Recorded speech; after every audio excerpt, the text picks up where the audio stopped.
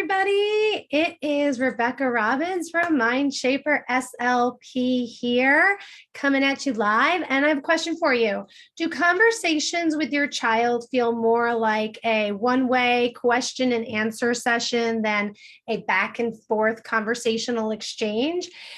If that is, I find the case for many of the families that I work with that enroll in my BuddyGroup program, which, by the way, we are open for enrollment again. It feels like I just was promoting BuddyGroup for the summer, but now we are looking forward to promoting BuddyGroup again for the fall. And if you're in New York, I'm offering in-person classes again. So it's the last time you can get in for 2021. But I digress. That's not what this is about. Today, I want to talk to you about how we can get our kids past that one-way question and answer sort of conversational style into more of a reciprocal exchange and more of a conversational flow. And one of the ways I do that, one of my foundational lessons of the BuddyGroup program is I teach what I call the communication cycle. So this lesson works really well because a lot of the kids are already familiar with a cycle and what a cycle is. Many of them study the life cycle at school, primarily as early as preschool with the very hungry caterpillar, and they collect caterpillars and they watch them turn into butterflies. So they're familiar usually when I teach this lesson with the concept of a cycle, and a cycle goes around and around and around and continues. So that's why a communication cycle works really well in this lesson. And I have broken down the communication process into a 4-step cycle for the kids. So step 1, and there's 2 roles in the conversation: the listener, the talker, and the listener. So when I'm working with a child on the spectrum, especially, this is a concept that I learned from RDI, which is Relationship Development Intervention.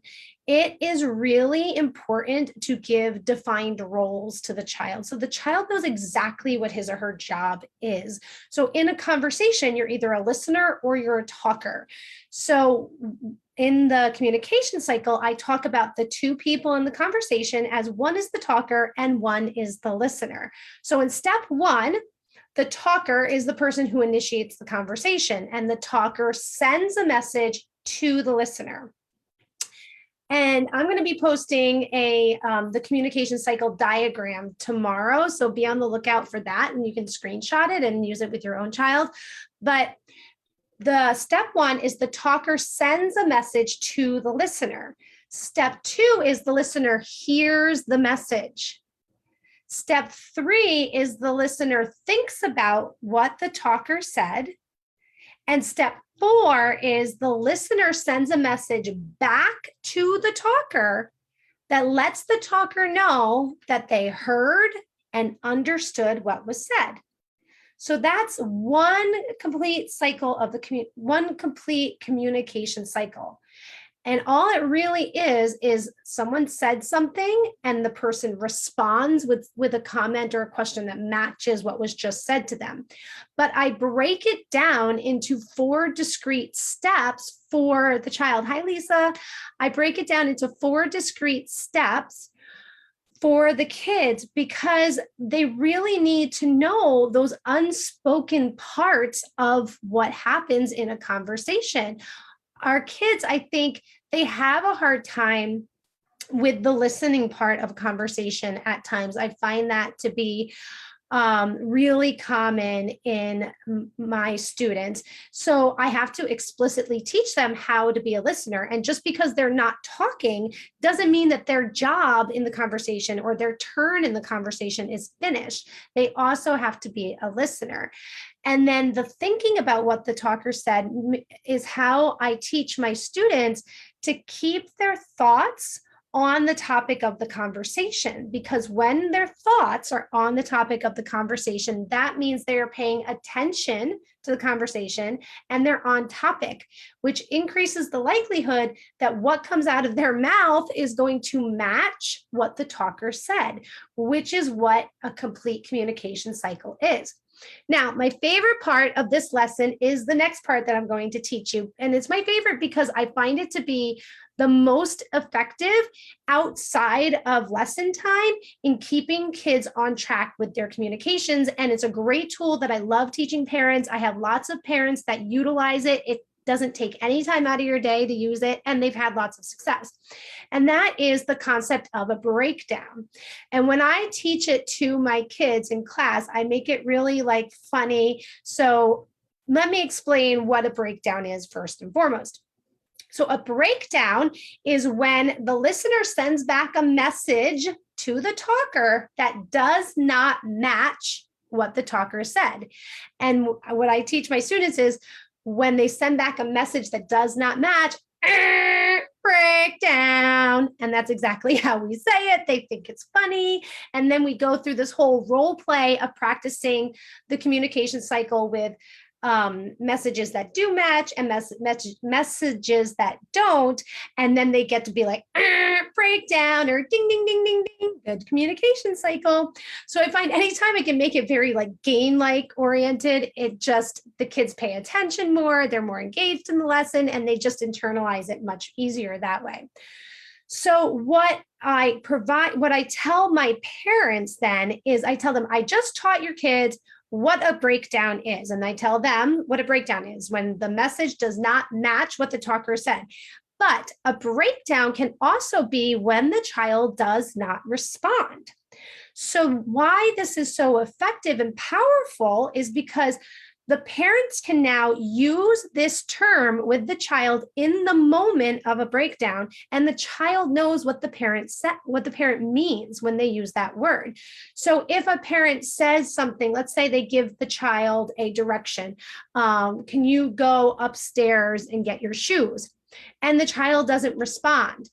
The parent can say, uh-oh, I think we're having a breakdown. I said something to you and you're not answering me. And or if the parent says to the child, oh, guess what? We're going to get ice cream after dinner today. And the child says, I want to watch Phineas and Ferb. Then the parent can say, uh-oh, I think we're having a breakdown. I'm talking about ice cream and you're talking about Phineas and Ferb. So notice in these examples, I am not telling the child what to say or how to fix the breakdown. I am just highlighting to the child that the breakdown occurred. Because what happens then, the child knows what a breakdown is. They have been taught what a good communication cycle is at this point. This gives the child room to stop and think about what they said, think about what was said to them, and fix the message so that it is no longer a breakdown.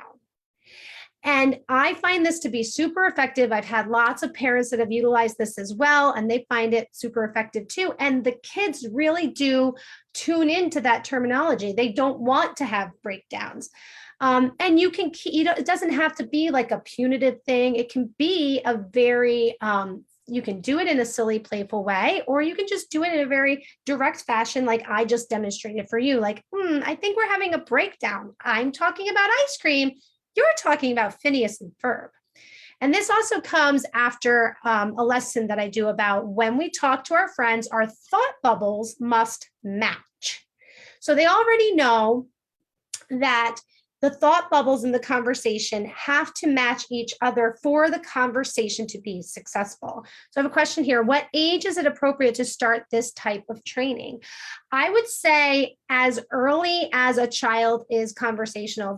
The kids in my BuddyGroup program are ages 8 and older, but I have utilized this communication cycle lesson with kids that are in early elementary school, kindergarten, first, second grade.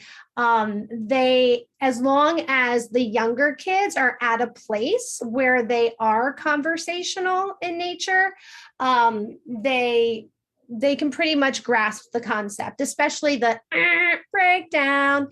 And the more and more you use it with a child, especially the younger kids, well, all the ages, but the more and more you use it with them, the more they understand it, and then they even start pointing it out to you. So sometimes what I'll do too is I will purposely have a breakdown. I'll purposely say something that doesn't match. And then all of a sudden, my kids are saying to me, "Oh, Rebecca, that's a breakdown." Or I might have to coach them to say that to me. You're welcome, Lisa. So I might have to coach them to talk me through that was a breakdown. But when it's gotten to the point where they're using the terms to me, then they're really starting to internalize these lessons. And so the breakdown concept is just such a great concept because it's so easy for the parents to use in real time to help, because topic maintenance, as a parent of a child, staying on topic is probably one of the biggest conversational challenges for a lot of kids on the spectrum, or even with ADHD, just kids with social communication difficulties in general. So this concept of teaching what a complete communication cycle is, a discrete 4-step process that highlights the listening and the thinking about the message, 2 clearly defined roles in the conversation, and teaching that the listener is, when you are a listener, that you are still an active part of the conversation. Our kids need to know that. So they know that, and then they know when a conversation goes wrong, breakdown. And then once you teach that clearly to them, you can now implement this into their conversations in real time. And it's super effective. And I've had, like I've said many times in this live, many parents have success with this approach. So if you have any questions, it's hard for me to see if there's any comments here on Facebook. So I apologize if there were and I didn't notice them. But if you have any questions, please drop them in the comments below. Like I said, BuddyGroup is open for enrollment in the fall. This is only for families in New York and Pennsylvania, as those are the states that I am licensed in.